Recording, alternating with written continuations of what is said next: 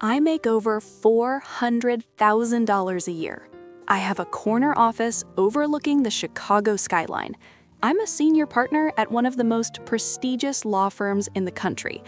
And my 28-year-old daughter, she didn't tell me about her engagement. I found out on Facebook.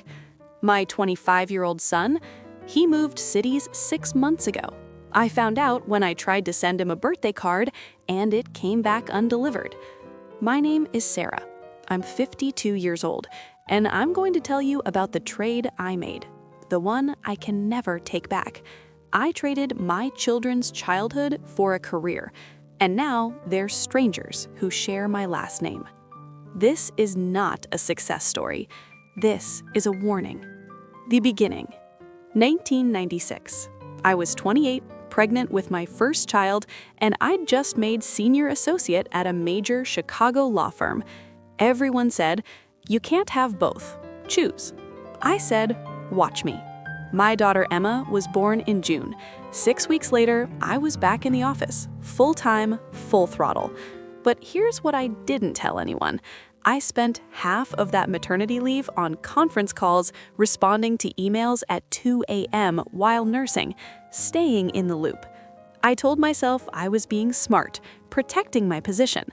But really, I was already choosing. Before Emma could even hold her head up, I'd decided the career comes first. We hired Maria, a wonderful, warm, patient nanny. She raised my daughter while I built my career. I'd leave at 6:30 a.m., Emma still sleeping. I'd come home at 8 p.m., sometimes 9, sometimes 10, Emma already in bed. I'd kiss her goodnight, and she'd look at me like a nice lady who visited sometimes. Maria saw her first steps. Maria heard her first words. Maria was the one she cried for when she fell. And I told myself it was fine. She's too young to remember. I'm providing for her. I'm showing her what women can achieve. I told myself a lot of lies. 3 years later, Michael was born. I did the exact same thing. 6 weeks, back to work, same nanny, same schedule. Except this time, I made partner. 31 years old, youngest female partner in the firm's 87-year history. Chicago Magazine profiled me. She has it all. There's a photo of me in my office. Power suit, confident smile, awards behind me. You know what's not in that picture? My kids. Because I took that photo on a Saturday at the office while they were home with the nanny. The blur. Ages 5 to 15. The next 10 years, I can't remember most of it. Not clearly, because I wasn't there for most of it. I have this box of school photos. Every year, same day, same smile, different child. And when I look at them now, it's like watching a time-lapse video. I can see the change, but I missed the growing. Emma at 6, missing her 2 front teeth. I wasn't there when she lost them. I was in depositions. Michael at 8, cast on his arm. I was in New York when he broke it. Got the call during a client meeting, stayed for the rest of the meeting, flew home the next day. Emma at 11, lead role in the school musical. I missed opening night. Client emergency. I made it to closing night for the last 15 minutes. Michael at 10, championship soccer game. I sat in my car on a conference call for 40 minutes, saw the last 5 minutes. We lost. He cried. I had a flight to catch. Here's what I told myself, what every working parent tells themselves. Quality over quantity. And you know what? That's not completely wrong. Quality matters. But here's the lie. You cannot schedule quality time with children. You can't say Tuesday 7 to 8 p.m. meaningful connection time. The moments that matter happen spontaneously. During the car ride home when something happened at school and they need to talk right then. At bedtime when they're tired and vulnerable and tell you what they're really scared of. On a random Sunday making pancakes when they ask you about life and death and love. Those moments don't wait for your calendar. And if you're not there for the 100 small, unimportant moments, you won't be there for the big ones either. Because by the time the big ones come, they've already learned not to need you. The stopping point. Emma was 14 when she stopped asking me to come to things. Not dramatically, not angrily. She just stopped mentioning them. School concerts, competitions, award ceremonies. I'd find out weeks later from my ex-husband. Oh, Emma won the science fair. Oh, Michael made honor roll. And I'd feel this flash of anger. Why didn't anyone tell me? But they had told me for years, and I'd said, I can't make it or I'll try so many times that they stopped asking. They learned I wasn't available. They learned not to expect me. They learned not to need me. And they built their lives around my absence. The divorce. My marriage ended when Emma was 16 and Michael was 13. People always expect some dramatic story, an affair, a fight, a betrayal. But it wasn't dramatic at all. We just weren't married anymore. We were roommates, going through the motions. We had nothing to talk about because we'd built completely separate lives. Here's the part that hurt. The divorce barely changed anything for the kids, because functionally, they'd already been living in a single-parent household, except the parent they had was their dad. He went to games, he helped with homework, he knew their friends' names, he was the one they talked to. I was the one who paid for things and showed up occasionally.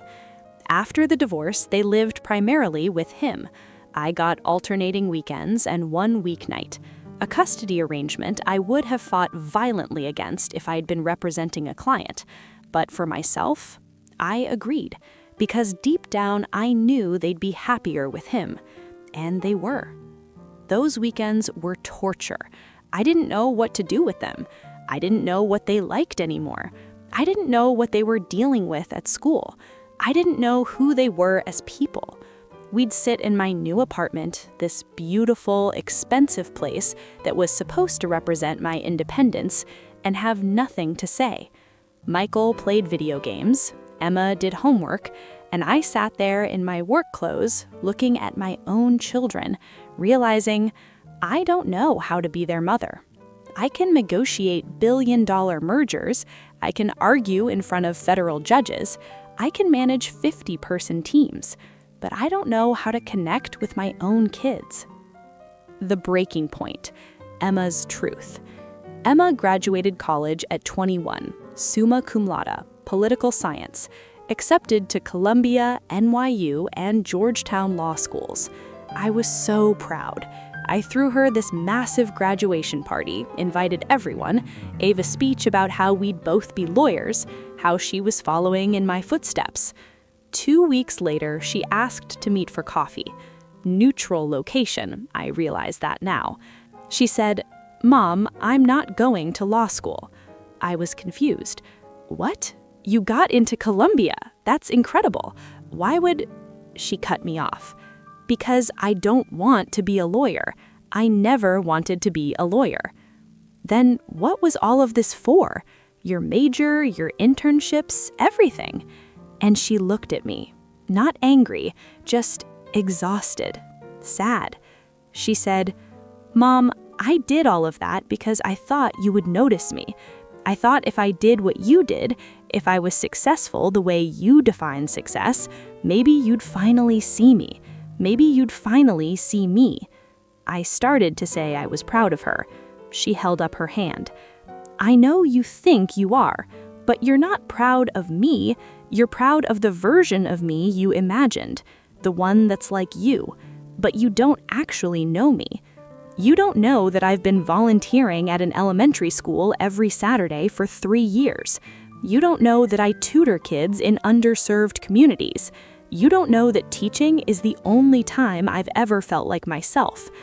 She paused.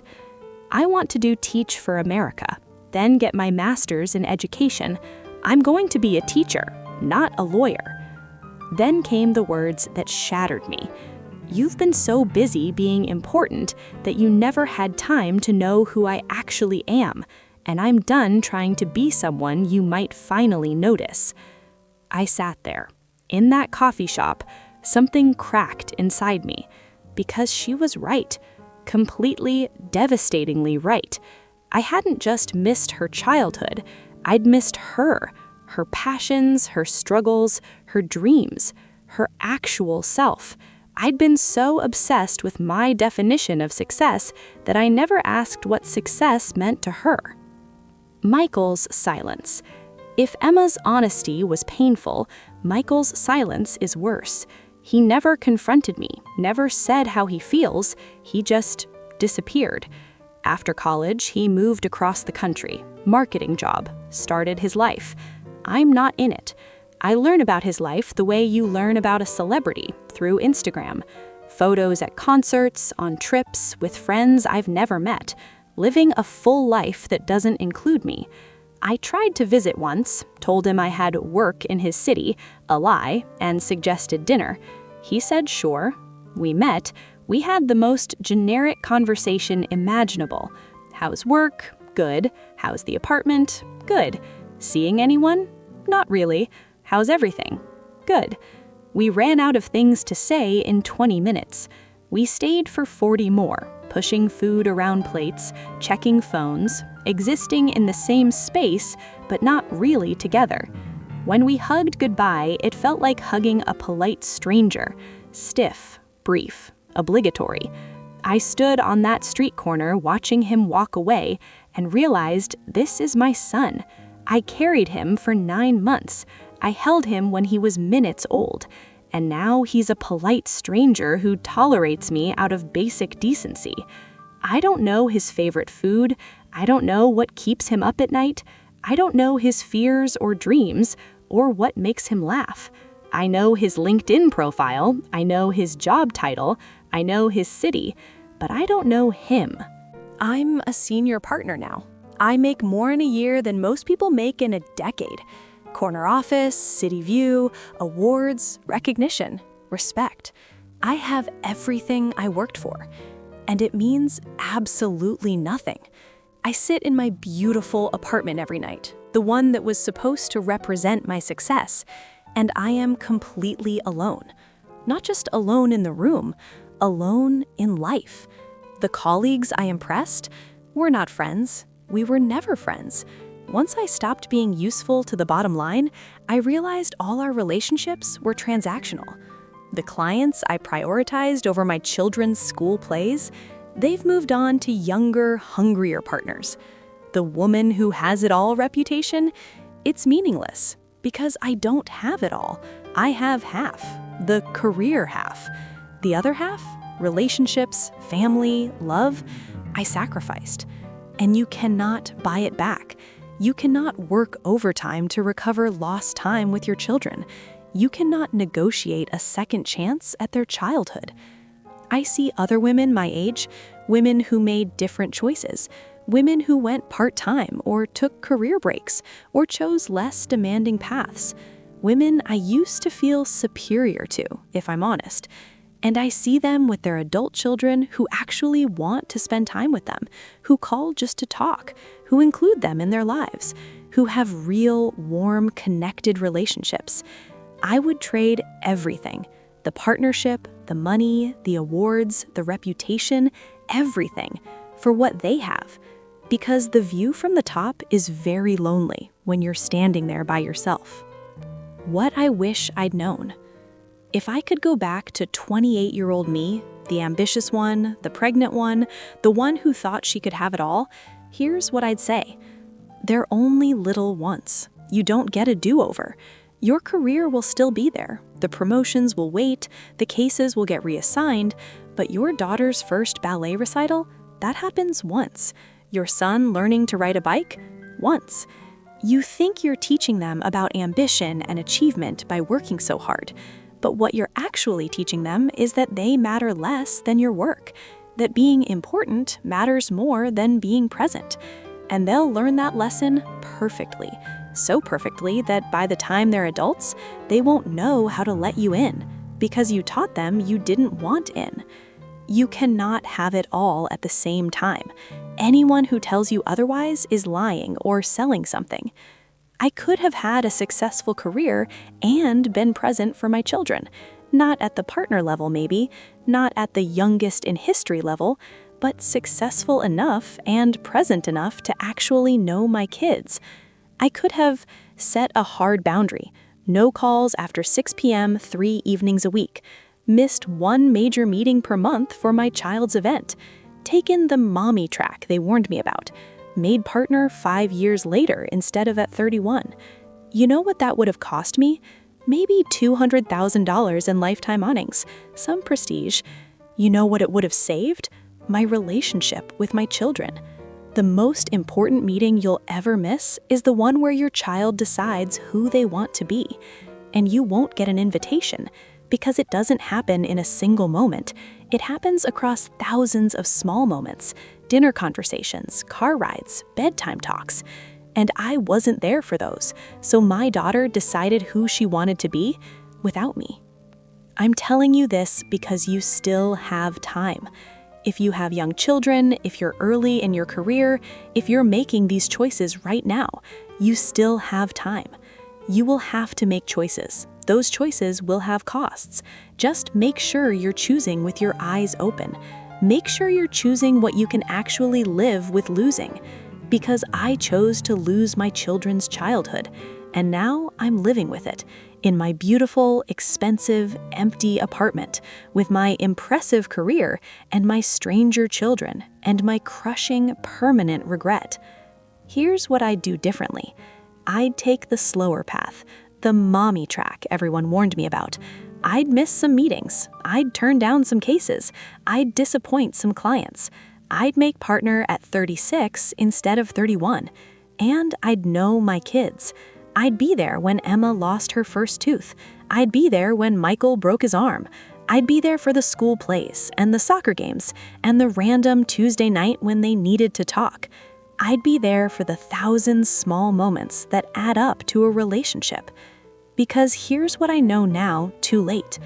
No career success in the world is worth your children looking at you like a stranger. If this story hit you, share it. Maybe it'll reach someone who needs to hear it before it's too late. And if you're living with similar regrets, or if you're trying to figure out how to balance it all, leave a comment. Let's talk about it. Because the conversation we need to have isn't about having it all. It's about being honest about what our choices actually cost. Thank you for watching. Hold your people close while you can.